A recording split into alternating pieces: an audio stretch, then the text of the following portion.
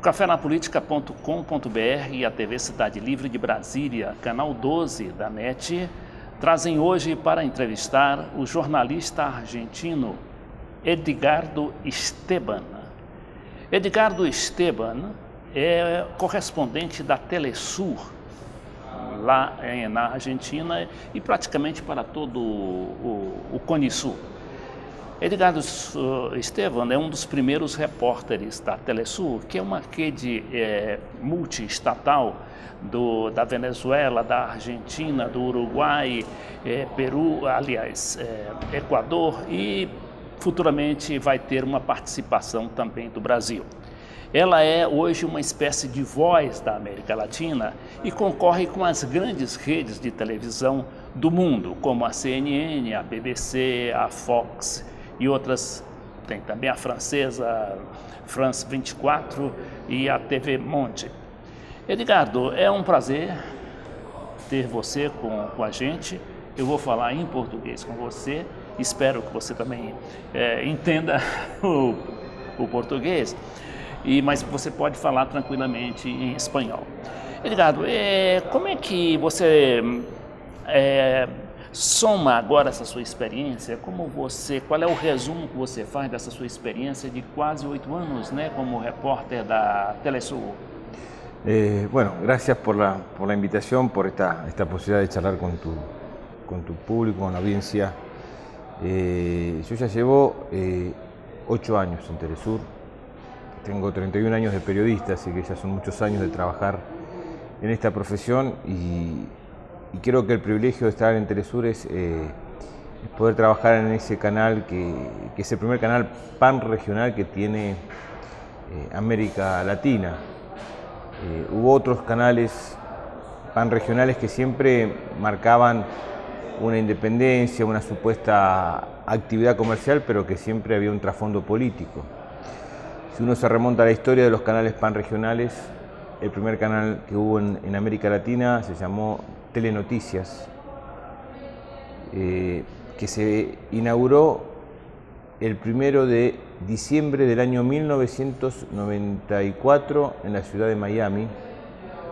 O casualidad, 12 días después, el 12 de diciembre, comenzaba la primera cumbre del ALCA, convocada justamente en esa ciudad, en Miami. En marzo de 1995 aparece CNN en español, y que nunca pudieron lograr un equilibrio comercial, porque la lógica del mercado es que la misma estrategia de vender una gaseosa multinacional en Río de Janeiro o en Brasilia no es la misma que de La Paz o de Buenos Aires. Y siempre fueron contenidos políticos. Y creo que si uno se pone a pensar que después de esos canales vino CBS Telenoticias, NBC Telenoticias, y que la corresponsalía de Argentina de la CBS Telenoticias se cerró el 1 de diciembre del año 2005, o casualidad, casi 20 días después de la famosa cumbre de Mar del Plata, de la famosa cumbre en donde fue el presidente George W. Bush a Mar del Plata, en donde aparecieron líderes que trabajaron una estrategia para contrarrestar justamente la fuerza que traía el presidente hijo del otro presidente George Bush, que eran Lula, Hugo Chávez y Néstor Kirchner, y la famosa frase al carajo, ¿no? Esa frase del presidente Chávez, el tren del Alba, esa manifestación popular que marcó una inflexión en la construcción colectiva política de la región. Só para situar os nossos telespectadores, esta cúpula da ALCA, né, que era aquela organização que os Estados Unidos queriam impingir para a América Latina, que era a tentativa, né, dos Estados Unidos de impor o seu mercado sobre os países latino-americanos, não oferecendo praticamente nada contra. Então, o que houve? Os presidentes, né, latino-americanos, Lula, Chávez, Kirchner, com a presença do Lula, chegaram a simplesmente enterrar, né, essa experiência, o que deixou muito mal o próprio presidente Bush.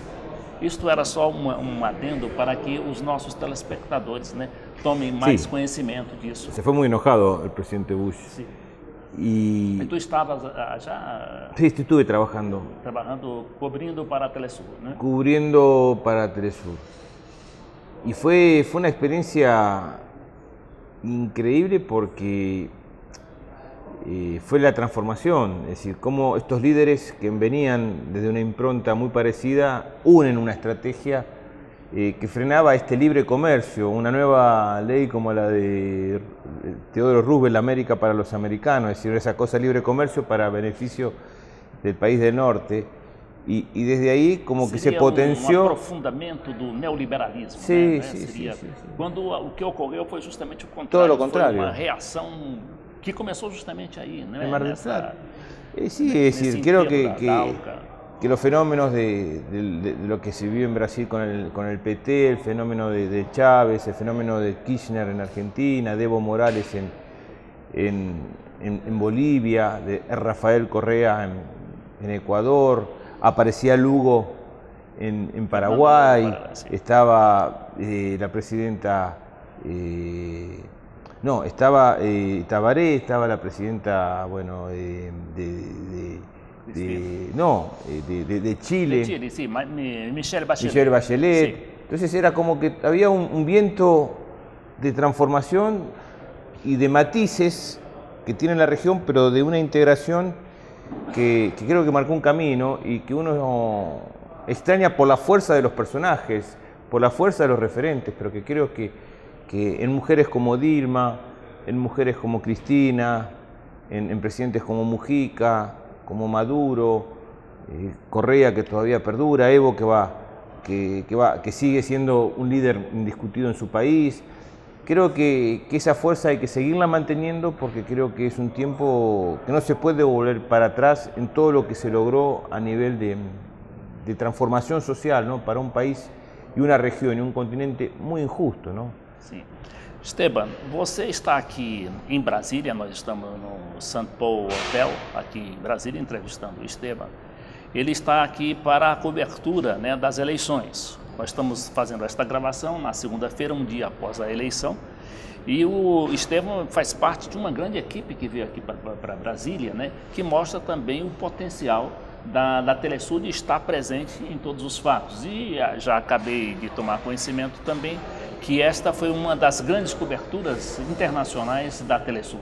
Y yo creo que fue una cobertura importante porque hoy para la región y uno lo ve desde mi país, donde uno ve que Telesur hoy se ve en todo, o está en todos los canales y en todos los medios, incluido de las corporaciones mediáticas como el multimedio Clarín. Uno puede ver Telesur en Cablevisión por la ley de medios audiovisuales que tuvo la Argentina, que transformó justamente essa posibilidad de monopolios que había tempo atrás. Isto aqui, Esteban, nós chamamos de lei da mídia, né? Porque os médios vocês chamam, aqui que nós chamamos mídia. Isso também é importante. O Esteban não deixa de ser um dos beneficiários, né, daquela lei, porque antes a Telesur era proibida praticamente, né, de entrar na Argentina, e hoje não, hoje ela concorre com a Globo, concorre com a CNN e até as televisões do Clarín, né? Sí, y hay un sistema, bueno, que acá vemos una hermosa antena que es la televisión digital, que en Argentina es gratuita plenamente toda la televisión digital, y que entonces uno compra una antena y puede ver 30 a 35 canales de televisión entre los cuales está Telesur. Y entonces hoy sin duda Telesur es un canal de referencia, es el canal de referencia cuando hay este tipo de coberturas. La CNN Internacional empezó con la guerra del Golfo, ¿no? como esas grandes coberturas. Y hoy, es decir, en este tiempo, que no es solamente la televisión, es también las redes sociales, ¿no? Es el Twitter, es todo lo que significa esa nueva herramienta que ha avanzado tanto. Tratamos de estar y de marcar un camino, de dar otra visión, otra mirada, ¿no? Por lo menos uno lo que siente es eso, poder contar la otra historia de Brasil. Eu costumo dizer que a Telesur ela tem quase mais internautas do que televidentes, telespectadores, como chamamos aqui, não é? É tão ampla a cobertura que ela tem, né, e o acesso que ela tem na sua rede de internet, que realmente esta também é uma experiência que você sabe, não sei se você está lembrado, que na França o Jacques Chirac, quando lançou aquele projeto dele de TV estatal, né, uma TV para concorrer justamente com a BBC, com a força da BBC e da CNN, o Chirac era um golista, era um classificado como conservador, mas tinha essa preocupação nacionalista, né? Então ele fez essa televisão, chama-se France 24, né? Ela, até hoje, praticamente ela só tem atuação nas redes sociais, né, e na internet, porque tem dificuldades para penetrar, mas tem grande audiência também. Outra experiência também é aquela RT da Rússia, né? Tudo isso faz parte, a meu ver, não sei se você concorda, com essa nova mentalidade que se tem de enfrentar, né, ou de pelo menos ter a sua possibilidade de ser ouvido, né? O seu canal, então a RT, essa da Rússia, já alcançou 1 bilhão de acessos no YouTube. Y una cosa que no es menor, ¿no? Cuando en la época de las dictaduras militares, los países de la región elegían sistemas. Argentina era PAL-N, Brasil era PAL-M, Uruguay era NTCC. Entonces, cada país tenía un sistema distinto y no éramos compatibles. Era increíble que en el avance no había unidad. Toda la tecnología que construyó Argentina, la base de los conversores para tener televisión digital, se hicieron en Brasil, fue con tecnología de Brasil. Y este poder unificar, poder coincidir en que todos tenemos el sistema, es decir, japonés de televisión digital, no es menor, porque es parte de esta integración. Y me parece que es muy importante todo lo que se ha logrado en eso. Yo cuando también se hizo una cumbre del UNASUR en la ciudad de San Carlos de Bariloche, y ahí firmaban el presidente Lula con el presidente Kirchner el lanzamiento de la televisión digital en Argentina. Uno no podía pensar lo que se ha avanzado y lo que ha avanzado Brasil, lo que ha avanzado Argentina, lo que se está avanzando en esa posibilidad de que las nuevas tecnologías hoy también sean una herramienta para el pueblo, para su gente. Hoy no se puede vivir aislado. Yo creo que cuando uno ve los medios gráficos o las corporaciones mediáticas acá, en la campaña no existió la presidenta Dilma. Pero sí existieron otras herramientas como las redes sociales, existen otras herramientas como estas nuevas alternativas de comunicación, como la que estás haciendo vos, que es una construcción en donde ya esa élite de periodistas, que eran los grandes pensadores, se van diluyendo, van quedando cada vez más alejados del contenido cotidiano, desde la mirada que tienen los jóvenes, pero también de que hoy todos somos comunicadores. Hoy todo el mundo con el Twitter saca una foto, manda imágenes, participa activamente. Entonces me parece Pode fazer inclusive uma reportagem, né? Sim, Se sim. vê alguma coisa, algum acidente na rua ali, você pega o celular e pode até narrar o que está acontecendo. Mas, Edgardo Esteban, nós estamos daqui a pouco fazendo, né, um intervalo, e eu gostaria que você, no segundo bloco, falasse também dessa experiência que eu achei muito importante da televisão digital na Argentina, né? Que praticamente o governo abriu, né, esse canal e está praticamente dando televisão e os conectores respectivos para para receber o canal digital, que é um canal esplêndido, não é? E isso é muito importante também, porque faz parte dessa preocupação do governo daquele país, à frente à presidente Cristina Kirchner, que justamente foi a autora, né, dessa lei dos médios, a lei da mídia, como chamamos aqui. E tem também muito interessante, o tal do futebol para todos, né?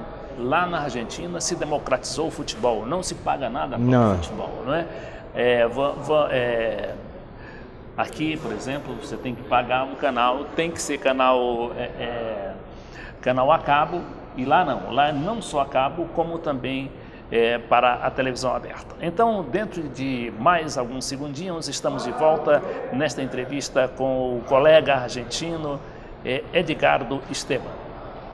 Quem tem medo de Hugo Chávez? Uma abordagem sobre a nova América Latina. Suas taxas de crescimento com inclusão social que dão inveja à Europa. Mais do que um livro, esta é uma análise do blogueiro FC Leite Filho. Das políticas de Chávez, Lula, Dilma, Cristina Kirchner, Evo Morales, Rafael Correa e Daniel Ortega, que nos arrancaram das políticas de arroxo e nos mantêm longe da crise que afunda os europeus e até mesmo os Estados Unidos. Quem tem medo de Hugo Chávez? Leitura obrigatória.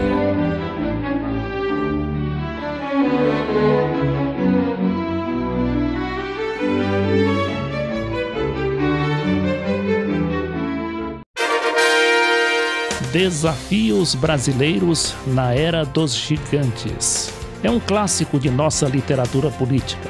Seu autor, o embaixador Samuel Pinheiro Guimarães, focaliza cada um dos 12 capítulos do livro numa série de entrevistas ancoradas pelo jornalista Beto Almeida, TV Cidade Livre de Brasília, levando a você a informação que não chega pela mídia tradicional.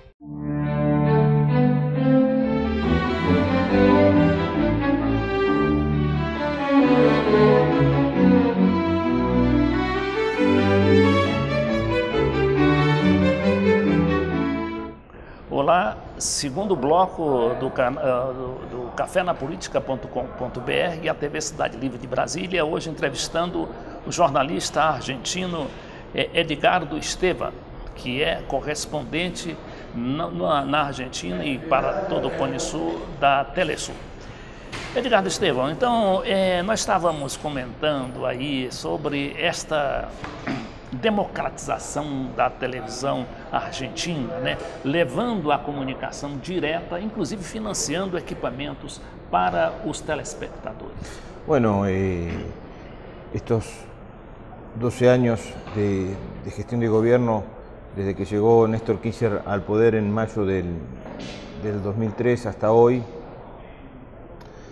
marca justamente toda una transformación en lo que significa las reivindicaciones sociales, ¿no? Esas asignaturas pendientes que había perdido en gran parte desde la dictadura militar del año 76 y que después se profundizó con la política de Carlos Menem en los 90, el New Deal, esa cosa de transformación que planteaba él también en los Estados Unidos y que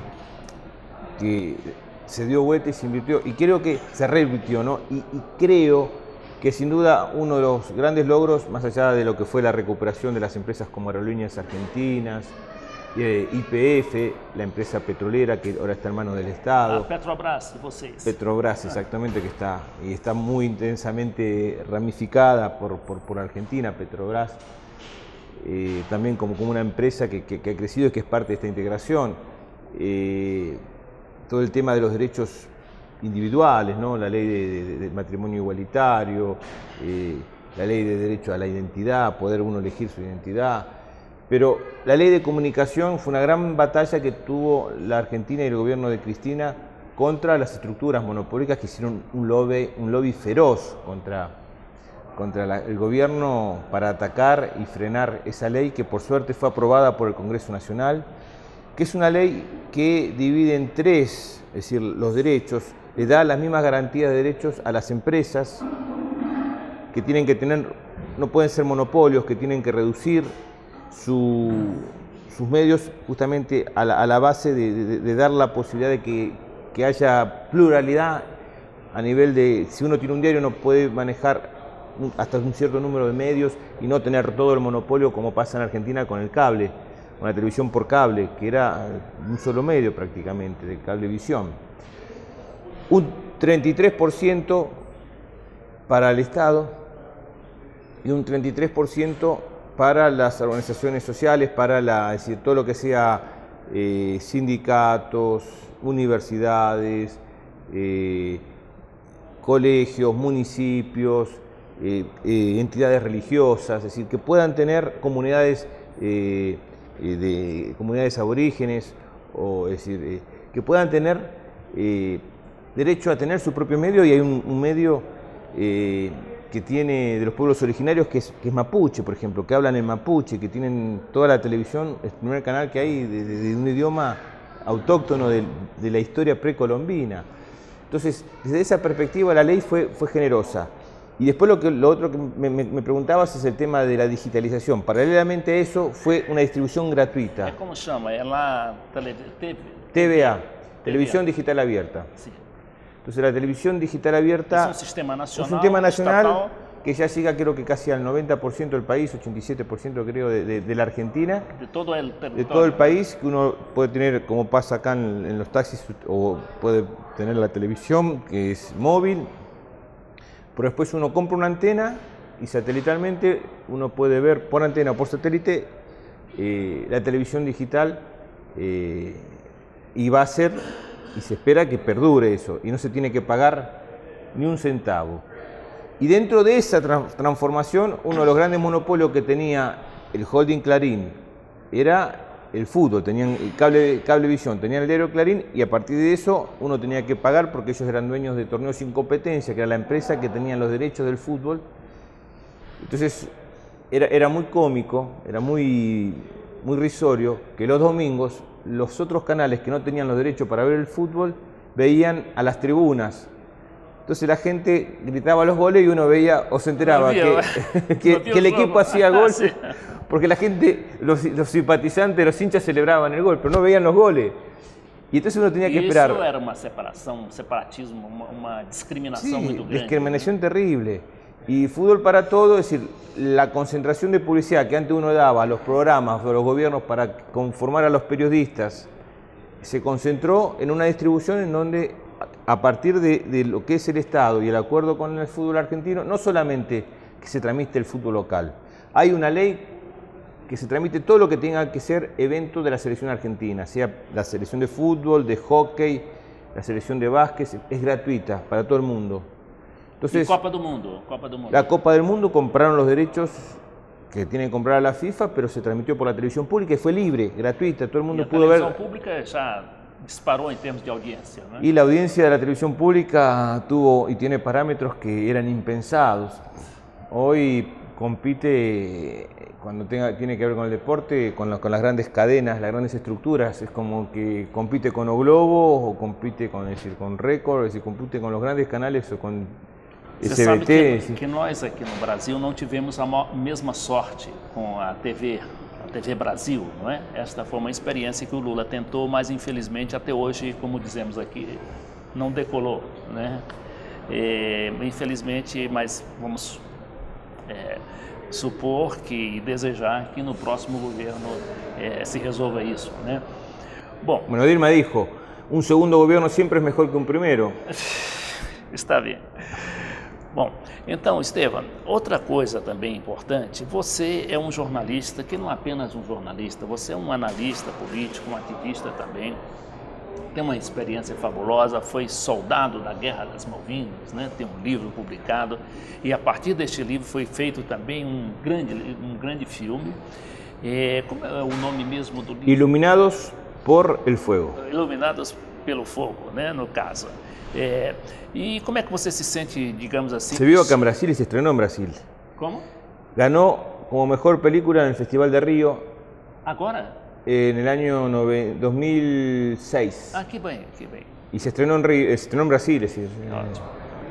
Então, esse filme é conhecido na Argentina. A Argentina hoje tem um dos maiores mercados cinematográficos do mundo, né? A sua penetração é incrível, sobretudo nessa área de cinema cult, né? De cinema, a gente chama aqui cinema de arte.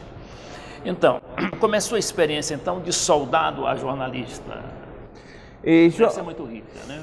Yo antes de ir a la guerra, en el 82, tenía otros sueños, pero... Tinha 20 anos? 19. 19. Pero si hay alguien que es la gran derrotada de una guerra, es la verdad.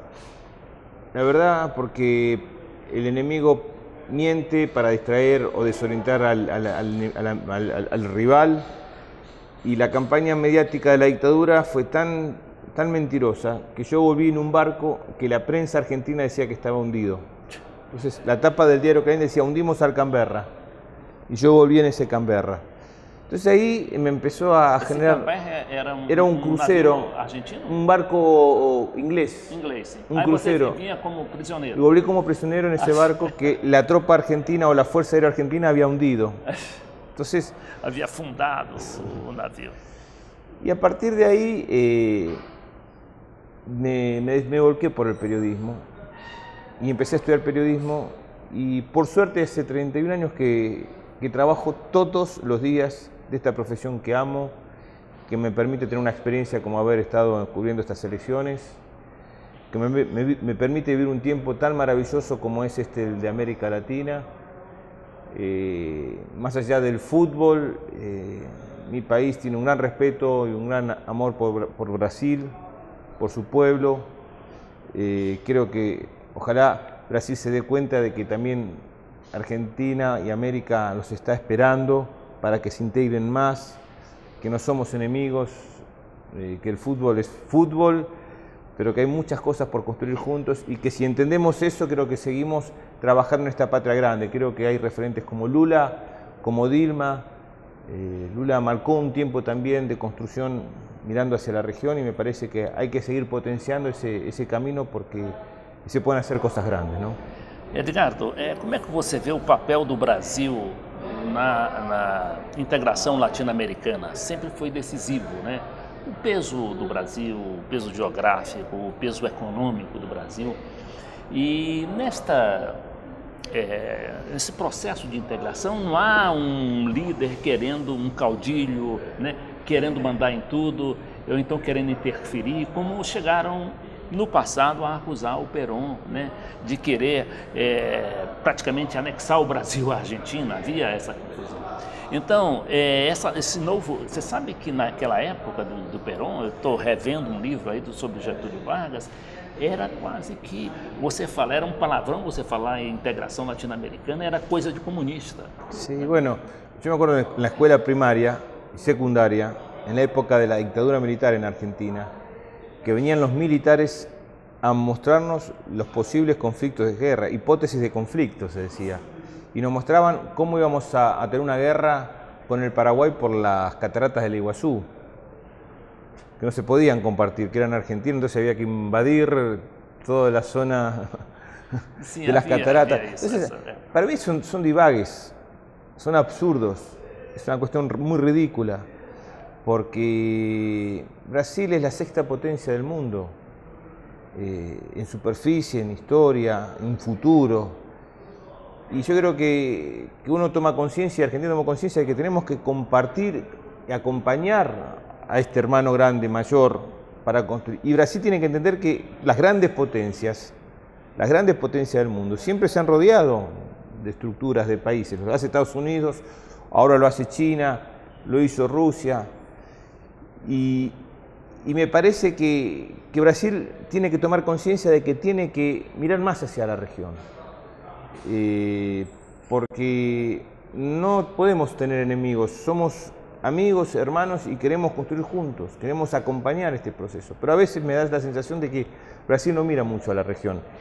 Pero bueno, es parte de ir construyendo, de ir afianzando. Estamos acá acompañando un proceso que nos parece muy importante. Estamos orgullosos de lo que pase acá y felices de que se viva esta democracia tan fuerte, tan ejemplar y tan digna como la que tiene el pueblo de Brasil.